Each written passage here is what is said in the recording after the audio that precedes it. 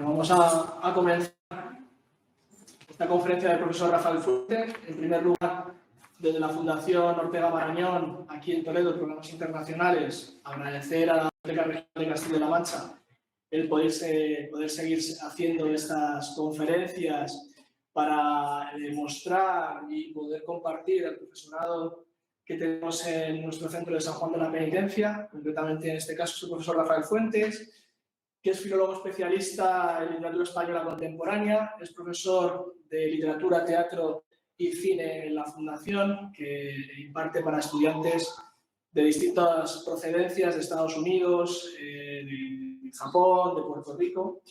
Y seguimos con estas conferencias, es un ciclo de conferencias o una cadena de conferencias que estamos desarrollando después del parón de un año y medio con la pandemia. Y en este caso estamos aquí también agradecer a los presentes su asistencia para escuchar y deleitarnos con la conferencia siempre didáctica del profesor Fuentes, es Dostoyevski y el Quijote, sus efectos en Galdós y Unamuno. Creo que en las presentaciones, a veces el alargarse y explicar, es mejor pasar directamente a la presentación y les auguro que en este caso, como en otras ocasiones, iremos increciendo, introduciéndonos en este tema tan interesante y estableciendo conexiones que tal vez no sepamos y descubramos en este momento. Así que muchas gracias, Rafael.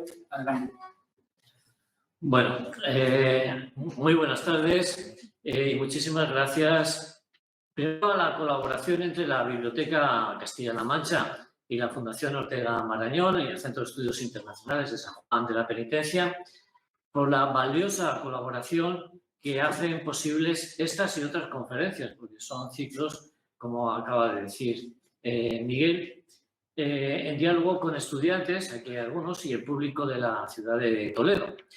Y, bueno, agradezco mucho las generosas palabras siempre de las presentaciones de Miguel López, como directivo de la Fundación de José Ortega y de Gregorio Marañón, y dar las gracias a los presentes en esta tarde por su amable asistencia a este acto en el que vamos a estar hablando de la dimensión internacional de El Quijote.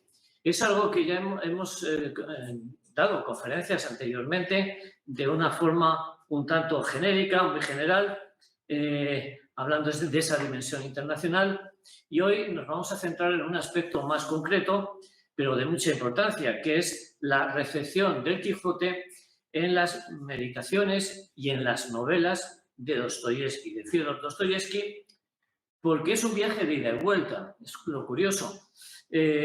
Porque no solamente él crea a partir del Quijote, sino que además esa creación, cuando es leída de nuevo en España, conecta a los escritores españoles, los novelistas españoles, les conecta con la creación cervantina del Quijote, que habían un poco olvidado. Olvidado un poco, ¿no? Durante siglos se había olvidado en la narrativa española.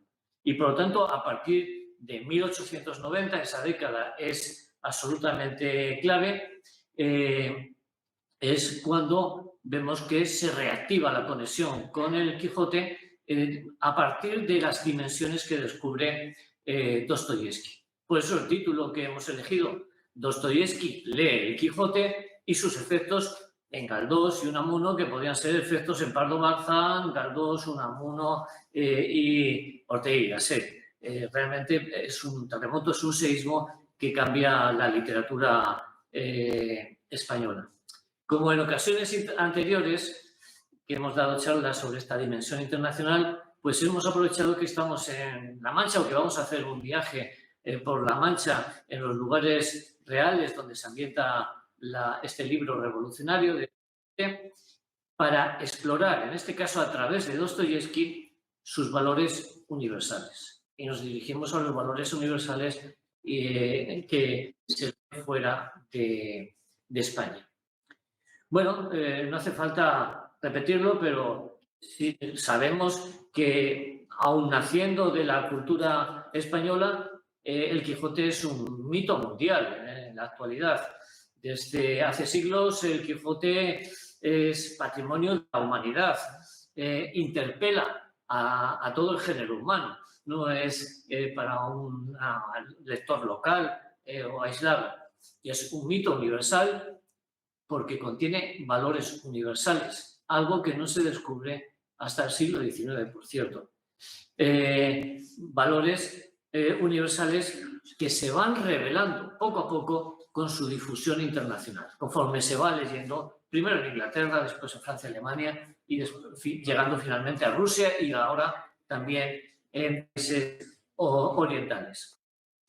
Bueno, sabemos que en España el Quijote tuvo un éxito popular formidable y siempre fue leído. Eso es muy evidente. Pero siempre fue leído, al menos hasta finales del siglo XIX, con una interpretación muy pobre. Es decir, solo como una parodia de los libros de caballerías. Y eso limitó mucho el descubrimiento de sus valores, esos valores universales que mencionaba antes. El Quijote se veía solo como una novela humorística y era un clásico para reír, un libro de diversión. Bueno, esto viene muy marcado por la propia expresión o consideración que hace Miguel de Cervantes de su libro, porque dice, lo he escrito para combatir los libros de caballerías. Y es verdad, pero no es solamente eso, no es el único contenido del libro. Y bueno, el Quijote es muchísimo más que un libro de caballerías. Bueno, para poder llegar a ver esa profundidad del libro, necesitó ser leído, salir fuera de España para descubrir niveles de significado más profundos. Bueno, debemos de tener en cuenta, retomando la teoría de Husserl, de la teoría de la recepción, que una obra literaria tiene muchos niveles de significado. Hay unos niveles de significado que pueden ser más superficiales, literales, y son reales, no es que son falsos ni equivocados, pero vamos encontrando cada vez más niveles más profundos y que se van revelando a lo largo del tiempo. No es algo específico y singular del Quijote, sino que ocurre con casi todas las grandes obras. Por lo tanto, al ser leído a una escala internacional y difundirse internacionalmente, se fueron descubriendo poco a poco esos significados de una manera gradual, a través de los siglos. No es algo que se produzca de una manera rápida.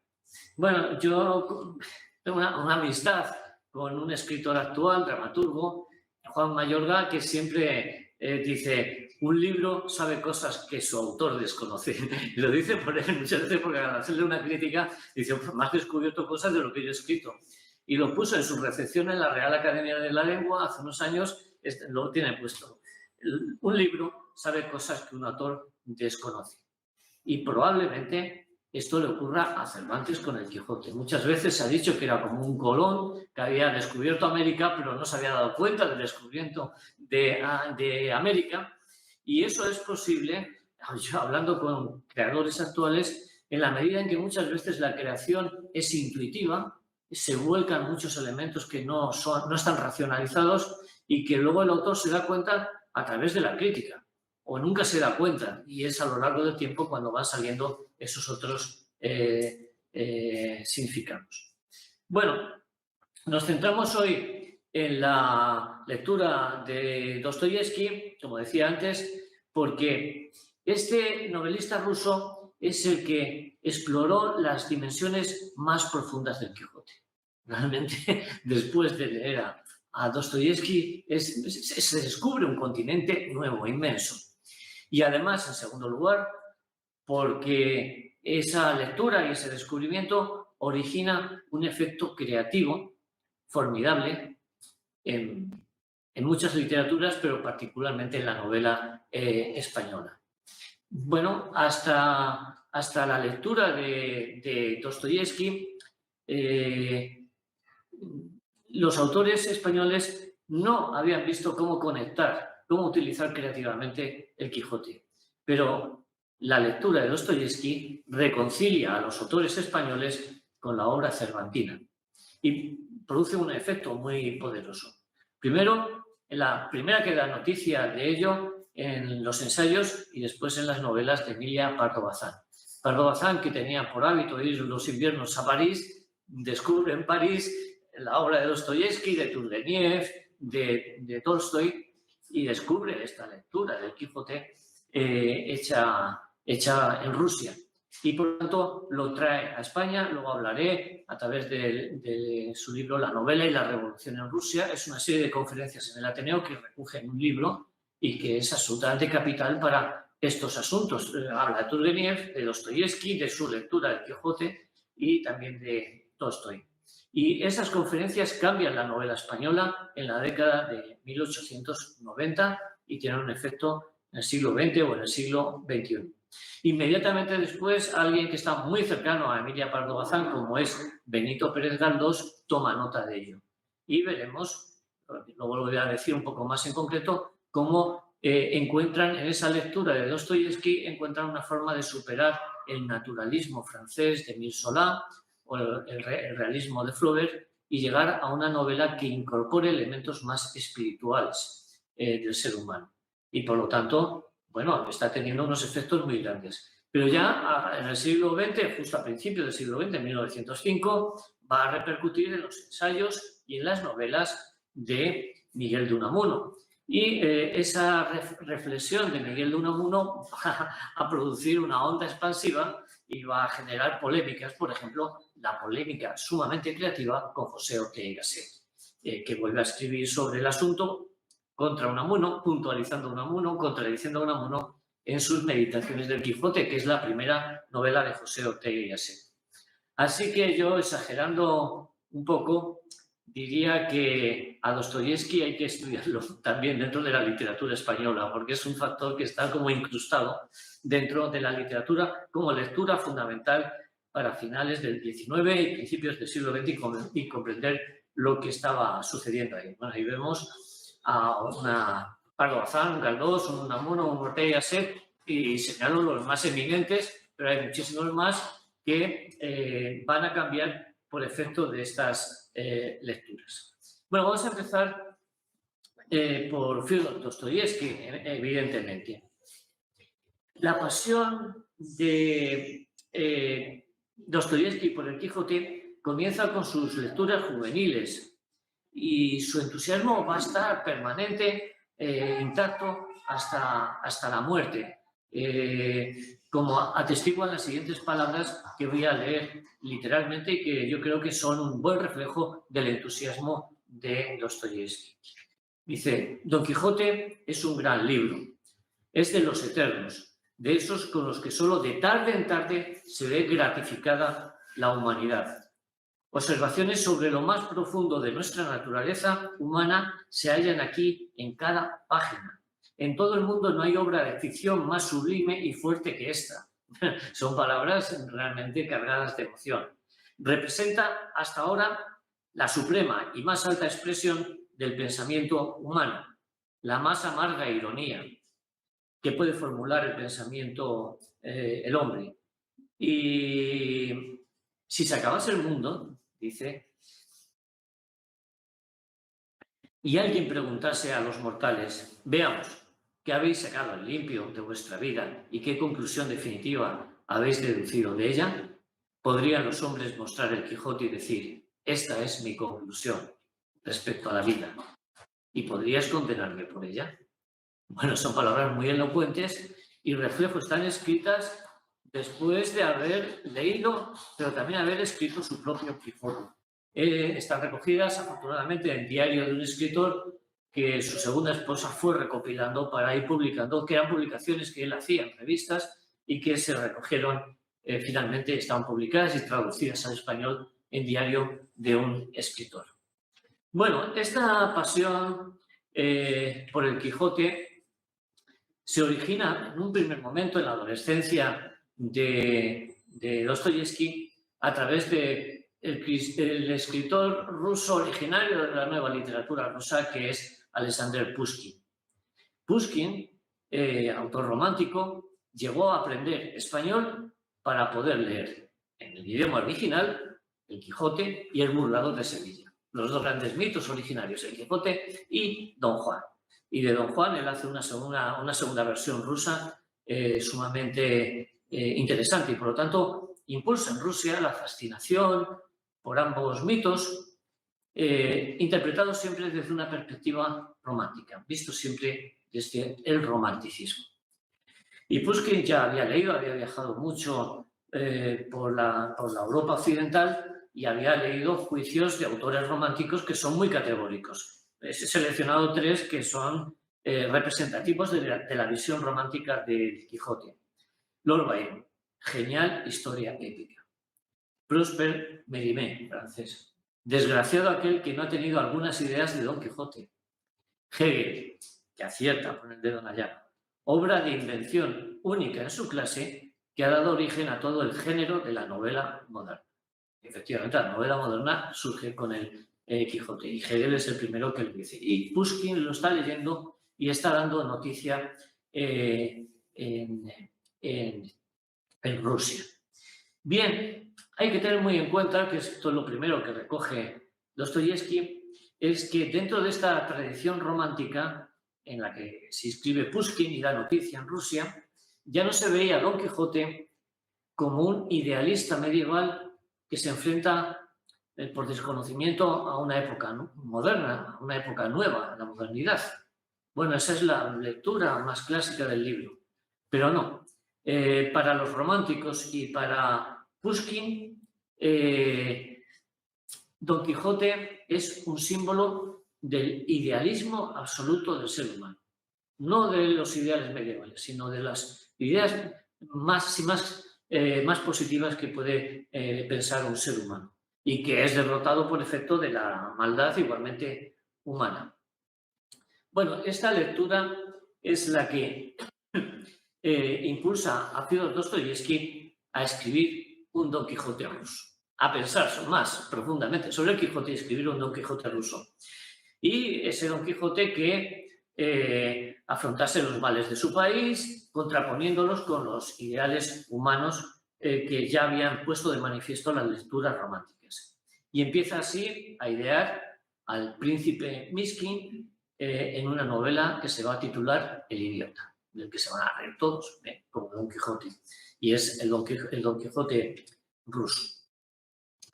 Cuando Dostoyevsky empieza a meditar sobre los ideales humanos inscritos en el Quijote, para elaborar la bondad, la pureza de su personaje Miskin, Dostoyevsky descubre que son ideales esencialmente cristianos. Algo que hoy puede ser obvio, pero que hasta ese momento no sabía verbalizar. Y este descubrimiento es decisivo, porque Dostoyevsky ve por primera vez que Don Quijote es una versión popular, satírica de la figura de Cristo. Y esto es una visión de las capas más profundas de la novela. Realmente sorprendente y que tiene como punto de partida una inmensa originalidad. Bueno, tenemos un testimonio explícito de esa visión porque cuando comienza a redactar El idiota, la novela El Quijote ruso, esta visión se la escribe a su sobrina, Sofía Andreyevna, y en una carta que se conserva y que dice lo siguiente. La idea principal de la novela que estoy empezando a escribir es retratar a una persona afirmativa y bella que es el rostro de Cristo. Tengo en cuenta que de los retratos hermosos de la literatura cristiana, Don Quijote es el más completo. Bueno, Cristo lo toma como figura real, Dios hecho hombre, profundamente creyente, pero dice, y entre las figuras de ficción, el que mejor refleja el espíritu de Cristo es Don Quijote. Y esto le permite ver el carácter redentor del sufrimiento de Don Quijote. Y ese es un nivel que se le había escapado a todos los lectores durante siglos. Y de pronto él lo detecta y va a ser el punto de partida de su escritora de Miskin, el Don Quijote ruso.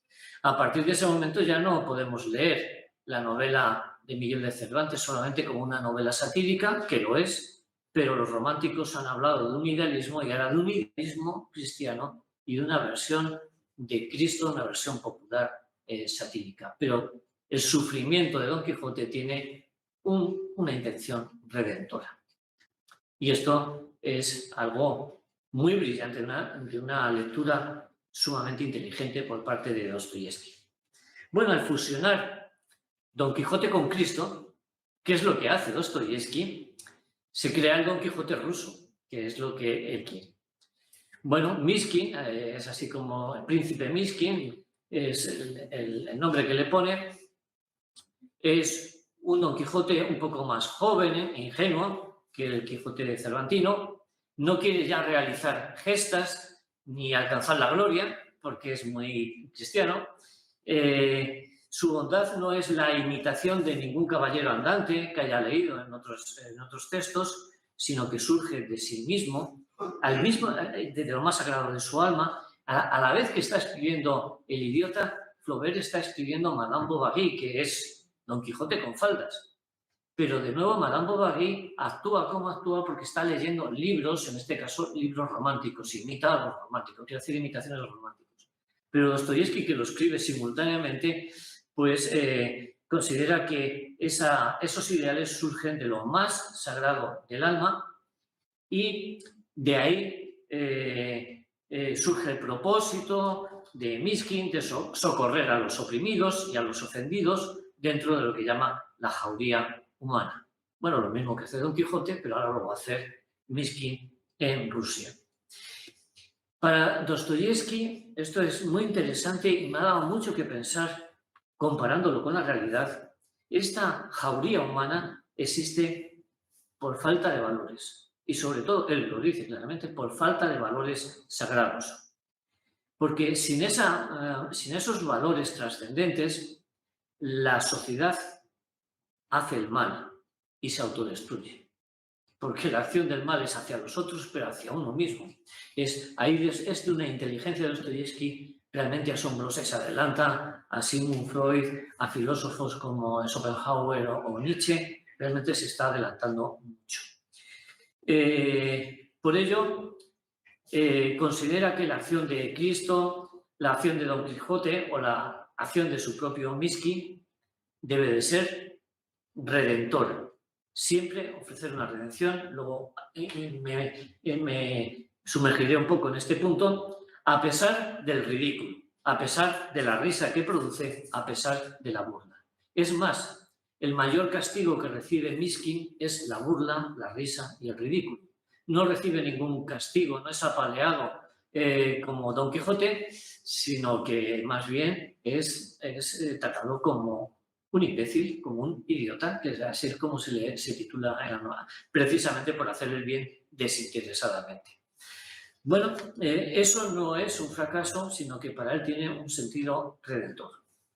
Bueno, a partir de ahora, el Don Quijote ruso, ese Don Quijote que ha sido bautizado como Myskin, el idiota, se enfrenta a situaciones que hacen desventurados a los seres humanos.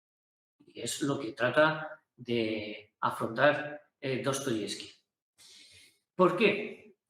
Primero, debido a las injusticias sociales. No se le escapa, él fue un revolucionario en su momento, pero también por las desdichas causadas por comportamientos sin principios morales que hacen a las personas infelices.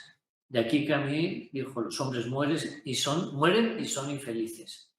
Entonces, hace a las personas infelices y las convierte en siniestras, destructivas, tanto como autodestructivas. Y es la visión que tiene Dostoyevski y que se basa en una observación atenta de la realidad y que yo creo que es bastante acertada. No lo tenía ni previsto, pero me viene a la cabeza. Me hace pensar muchas veces cómo personas que en esta sociedad ahora mismo son ricas, famosas, bellas, tienen todo a su alcance y terminan siguiendo comportamientos autodestructivos y acabando en un suicidio. Personas muy famosas, cantantes o actores o muchas personas. Eso me llama mucho la atención, pero la explicación la encontramos en Dostoyevski, donde dice la falta de un valor moral convierte a los seres humanos en una jauría que agrede a los demás y también se agrede por falta de ética hacia sí mismo. Bueno, Dostoyevski ya ha abandonado el siglo XVII, el siglo de Cervantes. Entonces, ¿cuáles son las situaciones que va a combatir el Don Quijote ruso a finales del siglo XIX? Está escrito en 1863, en el 64 se publica como libro. Bueno, yo las he agrupado en 4 grupos muy grandes en que se va enfrentando en el libro. Tiene más de casi 800 páginas, pero realmente es apasionante, no lo puedes dejar de leer y de releer incluso. Bueno, yo las tengo agrupadas en estos 4 grupos. En primer lugar, el libro creo que hace una denuncia contra la pena de muerte y en favor de la vida. Y ahí hay un factor personal de Dostoyevski muy importante que está reflejado en la propia novela. La acción de Mishkin, el Don Quijote ruso, también es una acusación al poder inmoral de la vieja aristocracia disoluta rusa. Un factor importante en la novela. También las actuaciones de Mishkin, el Don Quijote ruso, son contra el progreso industrial capitalista desarrollado sin valores éticos. No es que esté contra el progreso, sino el progreso sin valores éticos. Y finalmente, este Mishkin, Don Quijote ruso, actúa en contra, dialécticamente, porque no actúa violentamente, evidentemente, pero actúa dialécticamente contra los revolucionarios rusos nihilistas, es el nombre que se dieron a sí mismos y que han llegado hasta nuestros días, que consideraban que Dios ha muerto y que no hay valores morales y que, por lo tanto, lo único que hay que hacer es una acción social. Bueno, sería interesante ver algunos ejemplos de cada uno de estos puntos y ver cómo el Don Quijote ruso, bueno, sale a deshacer entuertos, sí, pero ya no son los entuertos que se encuentran en la Castilla-La Mancha, sino los entuertos que se encuentran en la Rusia de mediados finales del XIX o en general en el occidente de finales del XIX en pleno desarrollo industrial. Bueno, en primer lugar, empezamos por la denuncia contra la pena de muerte. Ya aparece en el capítulo 2, Mishkin vuelve del extranjero, ha estado curándose y viene en un tren, muy simbólicamente, y se alza inmediatamente contra la pena de muerte.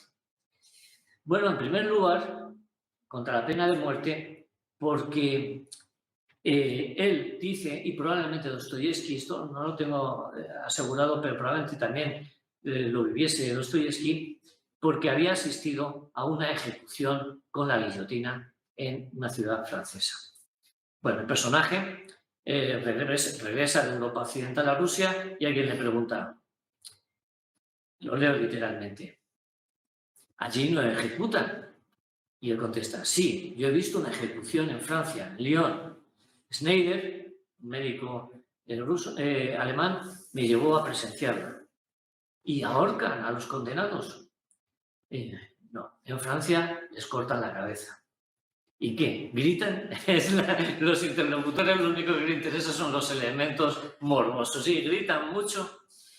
Y este diálogo da paso en la novela y en el siguiente capítulo, en este capítulo 2 y en el siguiente, a un larguísimo y apasionado discurso de Mishkin contra las ejecuciones, en favor de la vida. Y por lo tanto lleno de detalles horribles. Es un alegato muy largo, pero he sacado como unas citas que son muy significativas, aunque son muchísimas páginas las que le dedica a este asunto.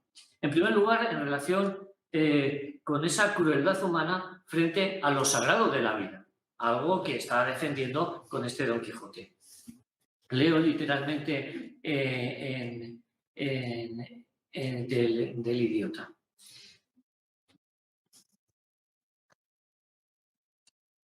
Espero que me salga aquí. Un guillotinado, efectivamente. Semejante suplicio, dice Mishkin. Cuando el criminal subido al patíbulo iba llorando y blanco como una hoja de papel, ¿qué pasará en el alma en esos momentos? ¿Qué clase de espasmos le sacudirán? Y es un ultraje para el alma. se nos ha dicho no matarás y ya está. Está muy ofendido Don Quijote con esta cuestión. ¿Y por qué dice que hace esta afirmación? Porque considera que este es un suplicio mayor que cualquier homicidio que se vaya a cometer. Y es bien curiosa la reflexión, y yo creo que la toma en parte, se inspira en parte en Víctor Hugo, en un libro que se llama El último día de un condenado a muerte. Y dice, bueno, la guillotina se ha creado para producir menos dolor físico, sí, pero produce más dolor psicológico y moral. Y dice, la ejecución mecánica y llevada a cabo de forma funcionarial va a producir una tortura psicológica mucho mayor que la física. Y dice expresamente, el dolor más terrible, el más intenso, no es el de las heridas, sino el dolor de saber con toda certeza que en este preciso instante uno va a dejar de ser una persona. Esto es lo más importante, que uno lo sabe a ciencia cierta. Así que cuando uno pone la cabeza debajo de la cuchilla y la oye rechinar encima de él, ese cuarto de segundo es lo más aterrador que puede haber, que puede existir. Yo creo que sí asistió a una ejecución. Y bueno, esta es la idea del terror de algo que es inexorable, porque dice, bueno, a alguien le van a matar, pero siempre hay la esperanza de sobrevivir, aunque te estén apuntando con un puñal, que te están disparando con una pistola, pero siempre está la esperanza. Sin embargo, dice, en la ejecución, esa esperanza final de salvarse se la arrebatan de una manera inapelable al reo. La certeza de que no vas a poder escapar lo convierte en una tortura espantosa y no hay nada peor en el mundo que esa tortura. Bueno, la reflexión es profunda, pero ¿por qué pone tanto énfasis Dostoyevski? Pues lo que no debemos de olvidar es que el conocimiento de esa tortura, de lo inexorable de la pena de muerte, lo había vivido el propio Dostoyevski como una experiencia personal, como condenado a muerte. Porque siendo muy joven había sido condenado a muerte y llevado a un pelotón de fusilamiento. Le cuesta mucho recordarlo. Todavía avanza la novela y ya en el capítulo 5 lo cuenta ficcionalizándolo, no como algo que le ha sucedido, sino que alguien le ha contado a Miskin que ha pasado, que es justo lo que le pasó a Dostoyevski cuando fue condenado a muerte, a ser fusilado, en este caso, en una plaza central de San Petersburgo. Bueno, hablando como si fuese en tercera persona, pero en realidad está contando lo que él sintió, pensó, vivió en ese momento. Dice, este hombre fue conducido en cierta ocasión, junto a algunos otros, al patíbulo, y allí le leyeron la sentencia por la que se le condenaba a la pena de muerte por fusilamiento, por un crimen político. Y esto realmente tuvo un efecto brutal en el pensamiento, en la reflexión de Dostoyevski. ¿Qué le hicieron a él y a sus compañeros? Se les encapuchó, se puso al pelotón de fusilamiento enfrente, se cargó las armas y justo antes de disparar, era todo un teatro, llegó alguien y dijo, no, se suprime, hay un indulto ante la pena de muerte. Bueno, esa experiencia del tiempo que está en la plaza delante del pelotón de fusilamiento es algo que él no olvida. Y bueno, lo describe de la siguiente manera. Le quedaban 5 minutos de vida, es mucho más largo, pero me quedo con el final, 5 minutos de vida que fueron para él un plazo interminable. Lo más duro para él en aquellos momentos había sido una idea recurrente. ¡Ay, si no muriese! Si me devolviesen la vida. ¡Qué eternidad! En ese caso, la convertiría cada minuto en un siglo entero, sin perder un solo segundo. No malgastaría ningún instante. Aunque luego reconoce que mantener ese amor a la vida, esa actitud creativa, es casi imposible en la vida real. La idea generó en él tal rabia que llegó a desear que lo fusilaran cuanto antes. Bueno, es lo que realmente sufrió, experimentó, pensó Dostoyevski y efectivamente se salvó. De aquí nace el amor a la vida de Dostoyevsky. La vida plena, la vida íntegra, no la vida sometida a depresión, a rencor, a sufrimientos, a opresiones, sin injusticias, sin rencores que vayan degradando la vida o deshonren la existencia humana. Por lo tanto, una vida vivida con plenitud en cada instante. Esto es, la búsqueda de una vida plena, es lo que le lleva a actuar al Don Quijote ruso Myskin. Bien, esta es la primera cuestión que me parece fundamental del libro y que, bueno, está afrontando otros problemas que los que se planteaban en la España del siglo XVII. Segunda cuestión que me parece fundamental, la reacción, el intento de solucionar contra el poder inmoral de la vieja aristocracia disoluta. Bueno, esa aristocracia estaba representada en la novela por un oligarca libertino, que es Afanasi Ivanovich Toski, se conoce en la novela como Toski, que se había convertido desde pequeño en el tutor de una niña, Anastasia Filipovna, pero que estaba bajo su autoridad. Sin embargo, la lascivia de Toski les lleva a alojarla en una casa de campo propia para abusar de ella y violarla continuamente con absoluta impunidad. Y es una historia espantosamente trágica, porque eso va a tener efectos profundos en la vida adulta de Anastasia. Aquí, de nuevo, yo he observado, he conocido, he oído en la realidad algún caso similar y efectivamente funciona tal como dice esta novela hace 200 años. No hace mucho escuché una confesión de una chica que dice, no, mi padre me obligaba a hacer felaciones desde los 9 años. Y la violaba durante toda su vida.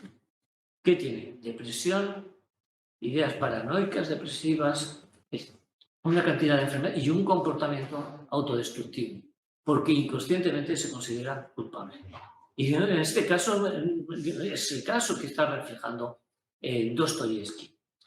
Bueno, es muy trágica la historia porque ella, en cuanto crece, busca vengarse de los hombres, pero constantemente se mueve movida por la ansiedad, por el pánico, por una insolencia que no viene a cuento, por desafíos, por angustia, depresión y por tendencias paranoicas esquizoides. Justo como se puede ver en casos reales que ahora por lo menos afrontan y tienen su castigo en el caso de que se pueda descubrir.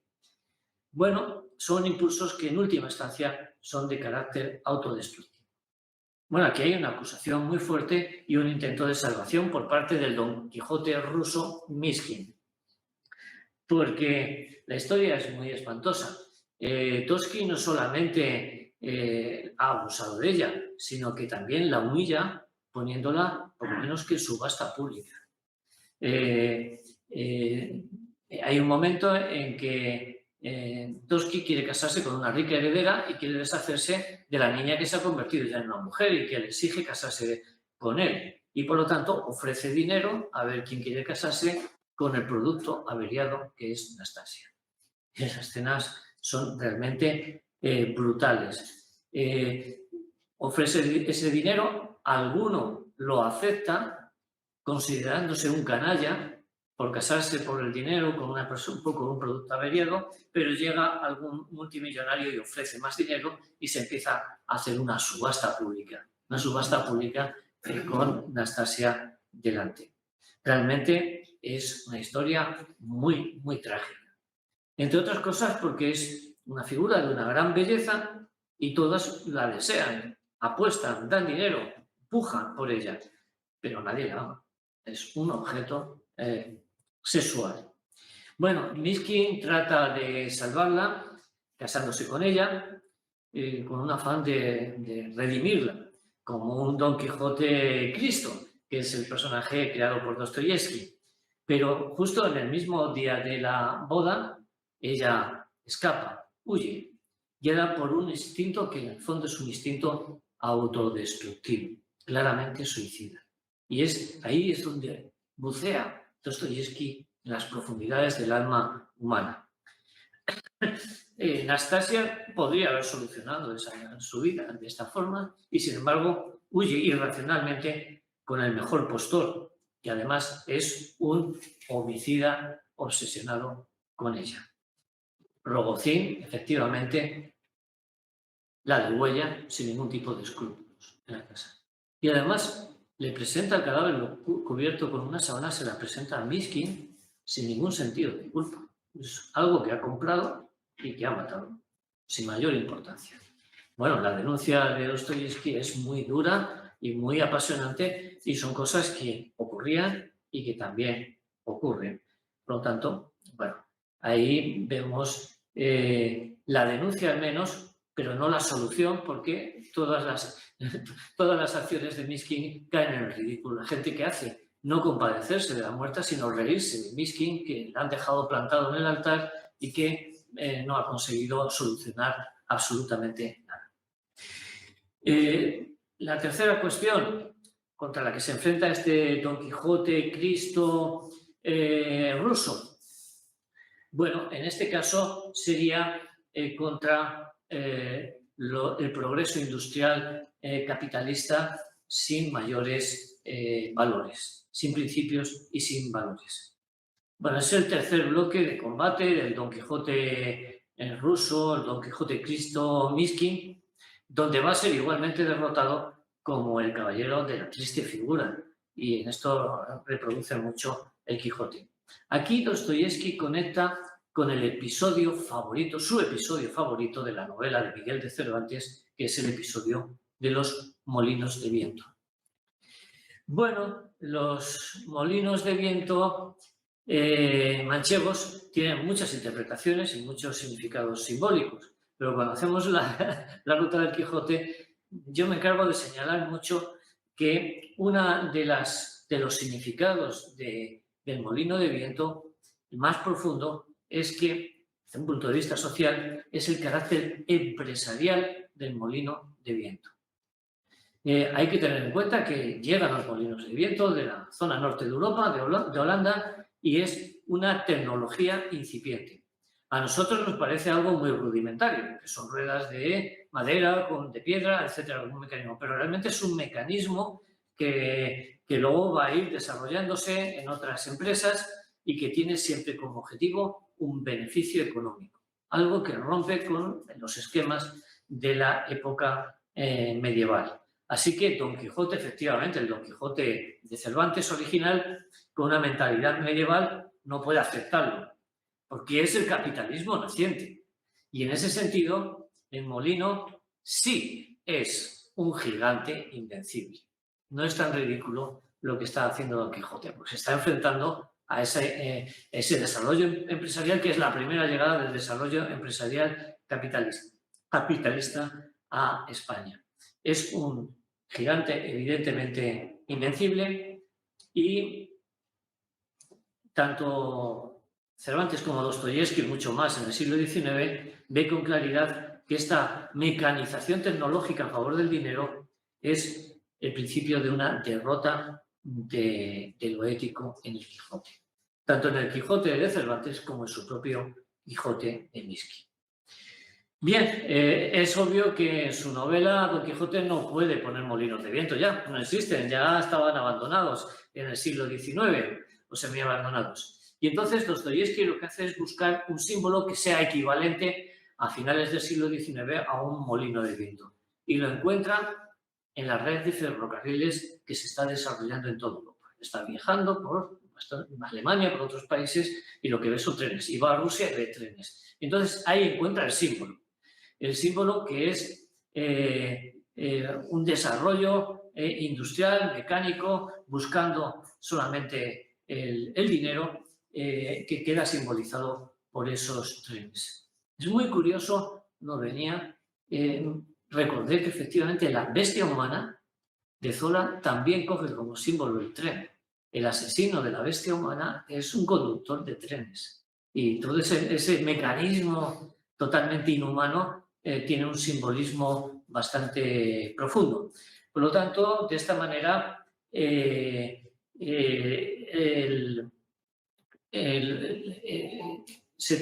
estamos ante una metáfora del enriquecimiento rápido y sin escrúpulos, desprovisto de valores morales, que destruye cualquier vida espiritual. Y ahí es lo que está marcando Dostoyevsky con este símbolo de los trenes. Bueno, a partir de ese momento, Mishkin nos va presentando unas relaciones sociales que están dominadas por la codicia, los intereses, las intrigas, la hipocresía, las traiciones, la ambición por rodear a la gente con dinero a ver si pueden sacar algo, el poder del dinero, la corrupción, la adulación, de nuevo por dinero, el rencor y los resentimientos de aquellos que están hablando. Bueno, es un círculo infernal que es tanto destructivo como autodestructivo. Es más, por si a alguien se le pudiese escapar este factor, Dostoyevsky crea un personaje que es Lebedev. Lebedev es un intérprete de la Apocalipsis en la novela y Lebedev insiste en que los trenes son la estrella de Ajenjo. Reconozco que cuando lo leí la primera vez dije, bueno, ¿qué es la estrella de Ajenjo? Bueno, pues la estrella de Ajenjo es la estrella que caerá sobre la tierra con la tercera trompeta del Apocalipsis. Es una estrella que arroja veneno sobre las aguas de la tierra, sobre los ríos, envenena y destruye la vida humana. Por tanto, es uno de los pasos del Apocalipsis. Y Lebedev dice, los trenes son la estrella de Ajenjo, es el Apocalipsis, es la destrucción de lo humano. Lebedev en algún momento insiste, no es solamente los trenes, sino que es la industria capitalista sin ética, cuando actúa sin ética, solamente por dinero, amasar dinero. Bueno, en una discusión, cuando Mishkin lo dice, sus círculos de amistades dicen, no, el progreso va a ser siempre positivo porque a fin de cuentas la moral que se destruye va a ser sustituida por el instinto de conservación y no nos vamos a destruir. Pero Mishkin sostiene que el instinto humano de destrucción y de autodestrucción es más poderoso que el instinto de conservación. Y no tenemos nada más que ver la guerra que se ha desatado o la que pudiera desatarse o poder ver la destrucción ecológica de la propia tierra para ver que efectivamente esto está dicho hace 150 años, pero efectivamente ese factor autodestructivo actúa más poderosamente como una venda ante nosotros. Bueno, por último, el crimen del industrial Rogozin, que mata a la chica, parece darle la razón. Es un industrial, tiene mucho dinero, ha comprado la vida de esa mujer y por tanto puede matarla. Y por lo tanto hay ese instinto destructivo y autodestructivo se da igualmente ahí. Y por último, para ver las cosas contra los entuertos contra los que lucha el Don Quijote ruso, habría que centrarnos en los revolucionarios nihilistas, esos que proclaman que Dios ha muerto. Bueno, ellos son defensores del progreso social, que en Rusia recibieron el nombre en ese momento de nihilismo, viene del latín de nihil, nada. No es una creación rusa, evidentemente, pero se había difundido mucho en Rusia y a través de esa difusión rusa llega a Europa a través de una novela de Iván Turgenev, que es Padres e Hijos. La lucha de los padres tradicionalistas y los hijos revolucionarios, nihilistas, y que desde luego Dostoyevsky ataca y desautoriza constantemente en esta novela y en todos sus escritos. Estos revolucionarios estaban convencidos de que había que destruir todo lo establecido, todo lo heredado, porque había traído una sociedad llena de enormes desigualdades. Bueno, eso era cierto, pero dice Dostoyevsky que al exaltar la destrucción, la vida ya no tiene ningún valor. La vida humana ya no vale. Y no vale para ellos si no se sacrifica por una causa social justa. Algo que había defendido Dostoyevsky hasta el momento en que es condenado a muerte y luego deportado a Siberia. Bueno, los nihilistas, los revolucionarios rusos, borran los principios éticos trascendentes, combatan los principios éticos trascendentes del Don Quijote ruso, que es Myskin. Myskin señala que este es el triunfo de la destrucción y de la autodestrucción. Y bueno, empieza a decir lo que Dostoyevsky proclama muchas veces: si Dios no existe, todo está permitido, el crimen también. Bueno, ya en la novela anterior, Crimen y Castigo, Dostoyevsky había proclamado que no se podía matar por una idea. Esto es algo que ya venía proclamándolo Dostoyevsky. Yo lo leí antes en Albert Camus, en La peste. Me llamó mucho la atención cuando se dije: no se debe matar por una idea ni morir por una idea. Y lo escribe en un momento que en España se había matado por ideas y él estaba muy... Su madre era española y sus padres habían muerto en la guerra en otras circunstancias. Me llamó la atención, pero es que es una frase tomada directamente de Crimen y Castigo. Por lo tanto, es algo que le está preocupando mucho a Dostoyevsky y que finalmente va a desarrollar en su siguiente novela. Porque esa acción revolucionaria sin principios morales va a desembocar en el terrorismo, en el terror y, de nuevo, en la pena de muerte, que es autorizada por Dostoyevsky. Siempre se ha considerado que esto es un anticipo de luego la revolución y los crímenes, los genocidios de la revolución, que no consideran que la vida humana tenga ningún valor. Bueno, Myskin fracasa aquí también.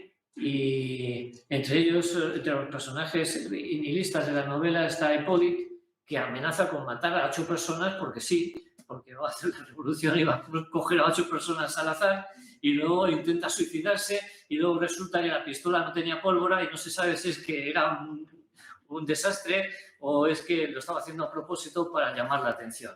Pero en cualquier caso se está aquí ya acusando la depredación humana, es la expresión que utiliza Dostoyevsky, de unos revolucionarios que no tienen principios sagrados, que no ven la vida como algo sagrado.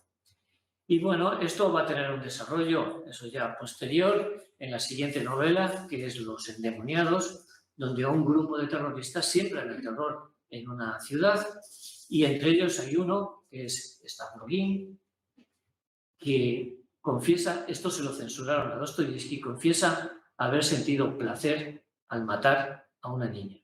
Bueno, eso fue una censura absoluta, se suprimió, pero en las ediciones posteriores, con pasado el tiempo, ese capítulo se añade al final de la novela y en las ediciones españolas está puesto al final. Y es un capítulo bastante escalofriante, de cómo matar a una niña y está sintiendo placer o placer sexual incluso al matarla. Pero Dostoyevsky entiende muy bien, algo que luego Sigmund Freud explora más. Cuando hay violencia también hacia otros, también hay violencia hacia uno mismo. Esa violencia va en las dos direcciones, de tal manera que Stavroguin acabará suicidándose en una apoteosis del desprecio a la vida, como jefe del grupo de los nihilistas. Bueno, entonces, ¿qué valor tiene este Don Quijote ruso si está fracasando continuamente? Esta es la cuestión. Un personaje de la novela nos plantea: ¿por qué la naturaleza crea los mejores seres para burlarse de ellos? Don Quijote ruso, Myskin, Cristo, incluso. Bueno, yo creo que está claro que Dostoyevsky tiene la convicción de que, pese al fracaso, el mundo estallaría en pedazos si no existiese un Cristo, un Don Quijote, un Myskin. Y bueno, esto entra en colisión con la lectura romántica, que es por donde él empezó. Porque los románticos, Heine, por ejemplo, el poeta alemán Heine, dice, ¿para qué esta trágica inutilidad? Esto, el libro de Miguel de Cervantes es una sátira de todo idealismo, es como desanimar hacia el idealismo. Sin embargo, Dostoyevsky considera que no, porque tanto Cristo como Don Quijote, como Miski, tienen un efecto redentor. Y la prueba de ello es que solicita que el Quijote español de Cervantes sea leído en las escuelas rusas. Más exactamente va a decir, está ahí puesto, el conocimiento de este grandioso libro y también el más triste creado por el genio del hombre, indudablemente elevaría el espíritu de los jóvenes con una gran idea, sembraría en los corazones la semilla de grandes temas y contribuiría a quitarles el culto a la medianía, a la arrogancia autosatisfecha y a la prudencia vulgar. Bueno, él tuvo éxito en esa petición y poco después el Quijote fue lectura habitual durante un siglo en las escuelas rusas. ¿Por qué? Porque él piensa en Cristo. El referente es Cristo. Cristo se sacrifica, muere, sufre una tortura. Dios sufre una tortura humana para redimir al género humano. En Crimen y Castigo, esa función la cumple Sonia, que redime a Raskolnikov. Es como la víctima que con su sufrimiento redime al asesino. Pero yo creo que a partir de esta novela, él no está pensando que los personajes se rediman, sino que ese efecto redentor se produzca en los lectores. No en los personajes, no en la acción de la novela, sino en una reacción de los lectores. Él coge el ejemplo de cómo Sancho Panza emula a Don Quijote. Y eso puede ser que ocurra entre los lectores de la novela. Y por lo tanto que produzca una reacción no destructiva, no contra la vida, contra las injusticias, a partir de ideales. Y por lo tanto eleva los principios morales. Y no porque en la novela fracasen, van a fracasar en la vida real. O al menos hay una expectativa hacia dónde dirigirse o con la cual medir las acciones humanas. Sino que, bueno, en la realidad se puede tener en cuenta las circunstancias y poder avanzar en esa dirección. Bueno, la cuestión es que este libro causa un auténtico seísmo, un terremoto en la literatura española 20 años después, a partir de la década de 1890. La primera que da noticias de ello es Emilia Pardo Bazán. No voy a entrar mucho, pero ella toma conciencia de esta importancia de Dostoyevsky, particularmente de este Don Quijote ruso, en París. Y da una serie de conferencias del Ateneo de Madrid que se recogen en un libro que es La Revolución y la novela en Rusia. Bueno, ¿qué es lo que quiere y propone Pardo Bazán y va a tener un enorme efecto en la literatura española? No centrarse solamente como el naturalismo en la descripción de la vida física de los personajes, sino explorar también en las dimensiones espirituales de los personajes, algo que se había pasado por alto. Y esto tiene un gran efecto, cambia la novela española. Ella misma lo va a recoger, no exactamente de forma quijotesca, en novelas que empieza a escribir justo a partir de ese momento, 2 novelas seguidas en 1890, que es Una cristiana y La prueba de ese cristianismo en la realidad. Aunque no nos encontramos aquí con Don Quijotes femeninos, ciertamente. Pero ya ha dicho, el mundo de Zola, que ella había descrito muy bien en La cuestión palpitante, no es suficiente. Es necesario un mundo espiritual. Y Zola, cuando leyó la traducción al francés, dijo, un naturalismo cristiano, espiritual, no me cuadra. Está muy bien el libro, pero falta ese elemento espiritual, no me lo creo. Y entonces Pardo Bazán dice, no te lo crees, pero ahí está Dostoyevsky y también Tolstoy, que están explorando el mundo espiritual de los seres humanos y que están superando el naturalismo puramente físico. Por lo tanto, es un golpe muy fuerte a la tradición francesa naturalista que va a tener sus efectos inmediatamente en Benito Pérez Galdós, que va a reconsiderar su visión del Quijote hasta ese momento. Hasta el momento, Benito Pérez Galdós había utilizado a Don Quijote para poner personajes que se equivocan, personajes que son errados en la vida, que están alucinados y que tienen que corregir su rumbo. Eso pues había ocurrido, por ejemplo, en la desheredada, Isadora Rufete. Ella cree que es heredera, que es hija ilegítima de una aristócrata, pero tiene que descubrir la realidad. Sin embargo, a partir de la llamada de atención de Emilia Pardo Bazán y la lectura de Dostoyevsky y la lectura de El idiota, también de Tolstoy, pero sobre todo del idiota, él empieza a pensar en las dimensiones espirituales del ser humano y empieza a crear personajes que tienen esa otra dimensión espiritual. Y lo hace con mucho recelo, sin tener mucha confianza en lo que va a hacer. La primera de ellas es Ángel Guerra, cuyo nombre ya en sí mismo es toda una declaración de principios, porque es Ángel porque tiene espíritus positivos, pero Guerra porque los lleva a cabo de una manera violenta.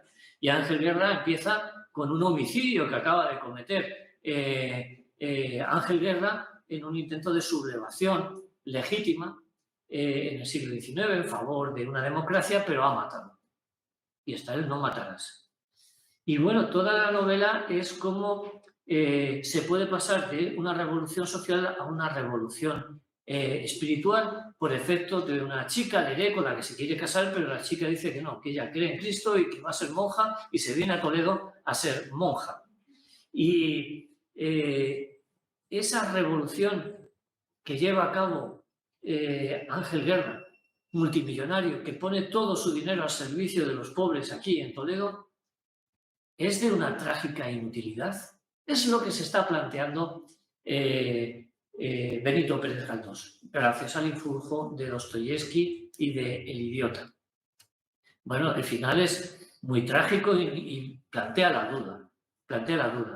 Él está ayudando a algunos, incluso a algunos criminales que están huyendo y les paga la huida hacia Portugal y esos mismos criminales le matan. Es decir, está haciendo el bien y a quienes está haciendo el bien se vuelven como mal hacia ellos.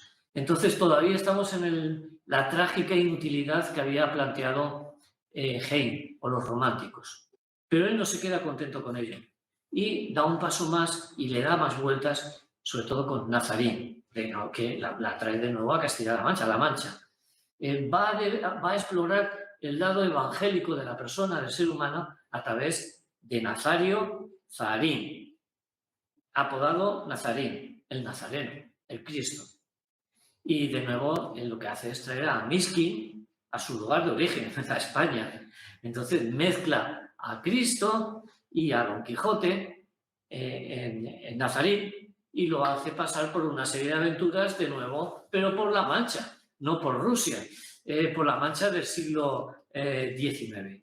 Y el personaje está lleno de un quietismo espiritual que es imperturbable ante lo que va a suceder, ante todo lo que va ocurriendo, y le permite a Dostoyevsky explorar, expresar su mal humor, su malestar por sus creencias liberales anteriores. Él había tenido unas profundas creencias liberales, como vemos en Doña Perfecta. El personaje más positivo es un ingeniero que trae la revolución industrial, pero a esta altura de tiempo ve que la revolución industrial ha creado proletarios hambrientos. Y dice, ¿y yo que creía en esta revolución? Se me ha vuelto en contra. Y después se convertirá en un republicano, socialista republicano, y se presentará a las elecciones por ello, porque eso le crea una gran inquietud. Pero ya está explorando los elementos espirituales del ser humano. Y finalmente, él da la tecla y se queda conforme cuando crea Benina de Misericordia, que es un personaje femenino, humilde, es un Miskin, pero no un príncipe, sino una persona tremendamente humilde que ejerce una vida redentora para los demás. Tanto es así que en vez de comer ella, busca comida para su señora para que pueda comer y pueda figurar como alguien importante y ella sacrificándose. Bueno, es bien curioso porque la escena empieza en la iglesia de San Sebastián en Madrid. Él dice que porque una cara da al Madrid de los ricos y otra cara da al Madrid de los pobres, y en esa iglesia de San Sebastián estaba la Virgen de la Misericordia. Pero Don Quijote nos viene a decir, no, la verdadera Virgen, la verdadera Santa de la Misericordia es Benigna. Esa es la verdadera santa, tanto que hace un milagro. Se inventa un personaje, siempre está diciendo, he conseguido este dinero no mendigando, sino que es un cura que me está dando este dinero, y después aparece ese personaje y se cumple lo que ella imagina. Por lo tanto, se produce, de una manera muy irónica, pero se produce un milagro. Por lo tanto, dice, el verdadero santo, la verdadera santidad está en misericordia. Y aquí, sí, esto sí le convence, este efecto redentor sí le convence a Benito Pérez Galdós. Sí quiero señalar algo más, muy rápidamente, y es que aquí no solamente recoge la espiritualidad cristiana con Benigna, sino que ella se asocia con otro personaje que es de origen marroquí hebreo y recoge la tradición hebrea del pasado medieval y la tradición espiritual musulmana y las fusiona, porque dice, es algo que está en el pasado español y debería estar en el presente. Bueno, la literatura de Benito Pérez Galdós ha cambiado radicalmente tras leer a Dostoyevski, Tolstoy también, pero sobre todo Dostoyevski, particularmente ese Don Quijote ruso que es Miskin.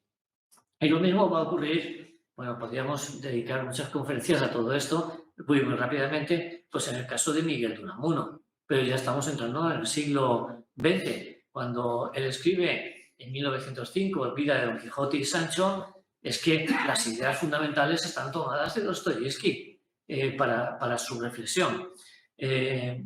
Por ejemplo, la idea de que Don Quijote es más importante que el novelista que lo ha escrito, eso lo ha tomado de Dostoyevski. Que Don Quijote encarna una santidad de origen cristiano, de nuevo lo ha tomado de Dostoyevski. La mezcla de Cristo y de Don Quijote la ha tomado de Dostoyevski. Que el mayor castigo de Don Quijote es superar la burla y la risa, está presente en el Dostoyevski, en el Idiota. Y finalmente, algo que está muy presente constantemente en Miguel de Unamuno, la ilusión quijotesca es para él imprescindible para que la vida siga, para que no caigamos en el tedio de vivir o en la desesperación. Siempre la ilusión cristiana, que eso lo mantiene constantemente en su ensayo. Pero lo ha tomado, es una reflexión a partir de Dostoyevski. Él hace su propia reflexión, pero su punto de partida es Dostoyevski. Y bueno, esto es un efecto radiactivo sobre el mundo intelectual, porque José Ortega y Gasset se estrena con un libro que rebate las ideas de Unamuno sobre Don Quijote y escribe las Meditaciones del Quijote en 1914, donde dice, no debemos de ser Don Quijotes, aquí yo ya lo dejo sembrado porque cada uno piense lo que quiera, dice, no, los españoles no debemos de ser Don Quijotes, sino lo que tenemos que ser es cervantinos. Porque Cervantes es el idealista, sí, pero que conoce sus circunstancias. Y por lo tanto, solamente debemos emprender las cosas ideales que podemos realizar porque son posibles en relación con la realidad concreta. Y no empezar empresas que son inviables o son imposibles.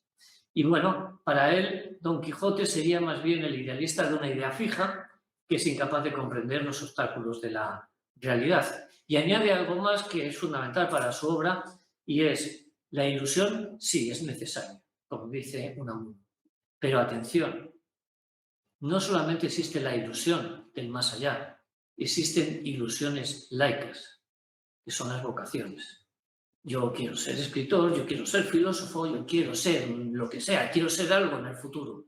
Y eso es una ilusión que se mantiene viva, encendida, a lo largo de toda una vida y no tiene por qué ser trascendente.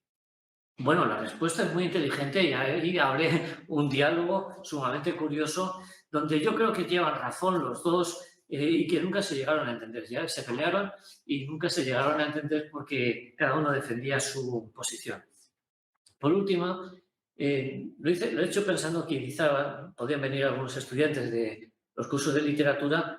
Unamuno sigue dándole vueltas constantemente al Don Quijote bajo el efecto de la lectura de Dostoyevsky, y su última expresión es en San Manuel Bueno Mártir, donde de nuevo nos encontramos la fusión entre Cristo y Don Quijote. Y lo vemos en el nombre, San Manuel Bueno Mártir. Bueno, San lo quitamos. Manuel Bueno. ¿Manuel por qué? Manuel significa Dios con nosotros. Y es el factor cristiano del personaje. ¿Y bueno por qué? Alonso Quijano el Bueno. Cuando Don Quijote ha perdido la ilusión, la locura, y ha vuelto a la racionalidad. El nombre fusiona Cristo y Don Quijote de nuevo en el propio nombre. Bueno, como afirma Dostoyevsky, es necesario mantener la ilusión en el pueblo, y se produce un gran conflicto porque don Manuel no cree. El nombre es irónico, Dios con nosotros, pero no con él, porque no está con él, y por lo tanto está fingiendo ante el pueblo. Don Manuel no cree, finge. Eso nos obliga a reflexionar y meditar sobre los dogmas cristianos o religiosos, someterlos a un juicio. Pero don Manuel al mismo tiempo es un ateo que no quiere ser un racionalista incrédulo, que quiere creer, y por lo tanto nos sugiere que sometamos los dogmas ateos, racionalistas, no creyentes, también a una revisión crítica. Y por lo tanto, la novela lo que nos hace es cuestionarnos cualquier dogma. Y esto es muy importante porque es el testamento literario de Miguel de Unamuno. Y lo que nos viene a decir, no podemos ser dogmáticos. Idea que viene de Dostoyevsky. Porque no podemos matar por ideas. Idea que viene de Dostoyevsky. Y él había vivido la guerra civil carlista y en 1930, no me alargo y no explico la circunstancia, percibe la posibilidad de una guerra civil que efectivamente se va a producir. Y dice, contra los unos y contra los otros. No podemos matarnos por ideas. Nada justifica la muerte de los otros. Y de nuevo está pensando a partir de la lectura de Dostoyevsky y del Quijote. Y bueno, es la conexión que se establece.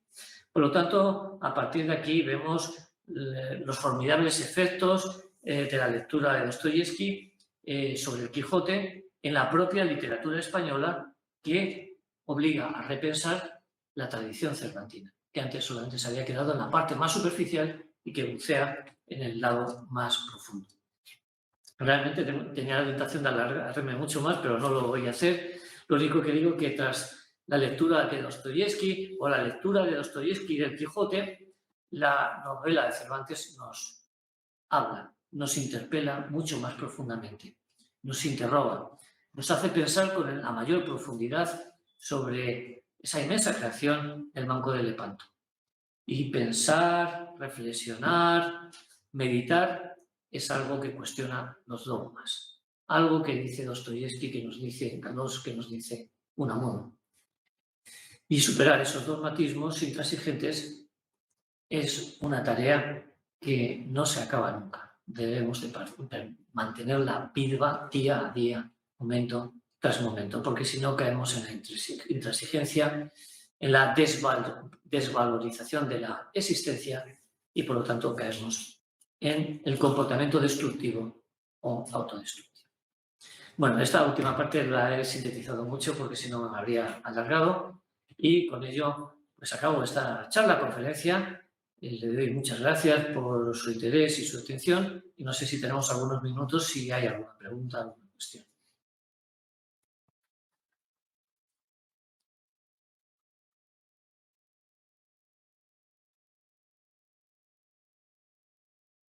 Es el momento de las preguntas. La verdad es que la conferencia en sí, el seguimiento que se hace y todas las conexiones siempre sorprenden y uno se queda todavía pensando que no sé si estamos preparados para hacer alguna pregunta por la profundidad de la presentación. Pensar es bueno. Pensar es bueno. Rompemos los dogmas, como decía Sara. Si alguien quiere hacer alguna pregunta o quiere... No sé, yo quería plantear una cuestión. Sí. Parece que todo el, digamos, el legado de Cervantes, el Quijote, de alguna manera se recibe por parte de los ingleses, de los del pueblo occidental, haciendo un hincapié más en el factor ideal, en el idealismo, ¿no? Sí. Pero, y sobre todo en la figura del personaje Don Quijote, ¿no? Lo que yo particularmente he hecho en falta es la trascendencia que tiene el personaje de Sancho, porque además me parece que es el poner el blanco sobre el negro o el negro sobre el blanco para que cobre más realce la figura del idealismo, y creo que además compartiría más con Ortega, que yo soy yo y mis circunstancias, porque las circunstancias creo que serían más puestas por Sancho que por Don Quijote. No sé, es una cuestión que he echado en falta, ¿no? Sí, primero le doy la razón porque es un gran acierto en Cervantes crear esa ley del contraste. Uno es así y es delgado, alto, idealista, y el otro es gordo, bajo. Esa ley del contraste realza uno al otro y está manejada con una brillantez, una genialidad increíble. Eso sin duda. Sí, y también es cierto que Sancho Panza ocupa un lugar muy secundario en las reflexiones de los románticos y, por lo tanto, como consecuencia en Dostoyevsky, como consecuencia en el rebote que se va haciendo. De todas maneras, sí quiero señalar que hay alguna reflexión, y una reflexión que es ambigua en Dostoyevsky, por centrarme en la cuestión que hemos planteado. Por un lado, plantea, bueno, el idealismo fracasa siempre, pero tenemos un ejemplo de éxito. Sancho Panza es muy realista, pero sin embargo cree en los ideales de Don Quijote y los sigue. Por lo tanto, es posible que produzca un efecto redentor. Y el efecto redentor tiene un ejemplo en Sancho Panza. Y luego, por otro lado, Dostoyevsky en otro momento hace una reflexión que es contraria, por lo tanto ahí se contradice, porque dice, bueno, ¿y hasta qué punto el pueblo puede ser manejado por personas y llevarlo a aventuras completamente quiméricas? Y ahí lo está interpretando de otra manera. ¿En qué medida vamos a hablar de políticos que que tienen una visión un tanto alucinada y que, sin embargo, pueden arrastrar a masas? Bueno, eso lo deja ahí, no hace un desarrollo en profundidad, ciertamente le da menos importancia, pero ahí está presente. Lo que me asombra en el caso de Dostoyevsky es que se adelante al siglo XX, a los movimientos de masas, a la rebelión de las masas, para citar un título de José Ortega y Gasset, y él ve esa posible rebelión de las masas o arrastrar a las masas en Sancho Panza, pero es un párrafo. Ciertamente le da menos importancia, yo creo que por influjo y ascendencia de la tradición romántica en que él hereda y supera, pero bueno, está muy influido por Pushkin y todos los románticos. Pero sin duda, mejor que hubiese hecho también esa reflexión sobre los Sanchos. Sí, adelante. Tomando en cuenta la influencia de estos escritores, por ejemplo, el filósofo Federico Nietzsche tiene alguna clase de influencia dentro de la escritura de Don Quijote, por ejemplo, porque, digamos, este escritor pensaba mucho en Nietzsche cuando hacía sus relatos. Entonces, no sé si tiene algo de influencia el pensamiento de Nietzsche dentro del Quijote. No, al contrario. Es que Nietzsche lee a Dostoyevsky. Dostoyevsky ha escrito El idiota en 1862-63 en periódicos y en el 64 como libro. Y Nietzsche escribe en 1880. Entonces, él lo que lee a Dostoyevsky dice es un revolucionario en las ideas, en la psicología. Y lo dice expresamente en la genealogía de la moral. Es que dice Dostoyevsky es un genio. Y está más a favor de la idea de que no haya una trascendencia y de subvertir los principios morales que no sean cristianos, en contra de Dostoyevsky, pero leyendo a Dostoyevsky, y en favor del principio de la voluntad de poder. Entonces, no, la influencia es al revés. Dostoyevski influye mucho, mucho en Nietzsche, y que lo lee muy atentamente y lo contradice de otra manera, pero después de haberlo leído. Pero bueno, todos ellos están conectándose porque son cuestiones claves esenciales. ¿Alguna pregunta más o reflexión? Pues muchísimas gracias por su atención, por su participación y un placer haber estado en esta conferencia. Pues muchísimas gracias.